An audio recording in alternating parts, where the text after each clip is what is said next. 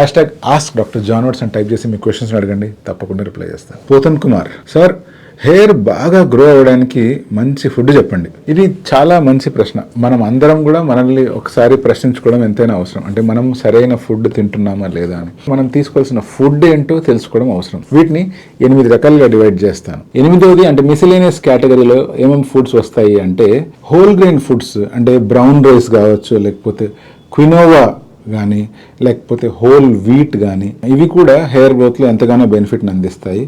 And చాలామంది సన్నబడ్డానికి ఏదైతే green tea తాగుతుంటారో, ఇటువంటి గ్రీన్ టీ వల్ల కూడా మనకు హెయిర్ గ్రోత్ ఎంతగానో ఇంప్రూవ్ అయ్యే ఛాన్స్ ఉంది, హెయిర్ ఫాల్ కంట్రోల్ అయ్యే ఛాన్స్ ఉంది. సో ఈ చెప్పినవన్నీ ఒకే రోజులో మొత్తం తినమని కాదు ఉద్దేశము. అట్లీస్ట్ ప్రతిరోజు మీరు తినే దాంట్లో వీటిలో ఏదో 1, 2 కనుక మీరు ఇంక్లూడ్ చేసుకోవడం స్టార్ట్ చేస్తే ఓ వారం రోజుల పాటులో ఆల్మోస్ట్ అన్ని న్యూట్రియంట్స్ రెగ్యులర్గా అందే అవకాశం ఉంది. సో ఇలా రెగ్యులర్గా న్యూట్రియంట్స్ అందుతూ ఉంటే విదిన్ 3 to 4 monthsలో మీరు డెఫినెట్గా మార్పు చూస్తారు. మీ హెయిర్ ఫాల్ కంట్రోల్ అయ్యే అవకాశాలు ఉంటాయి.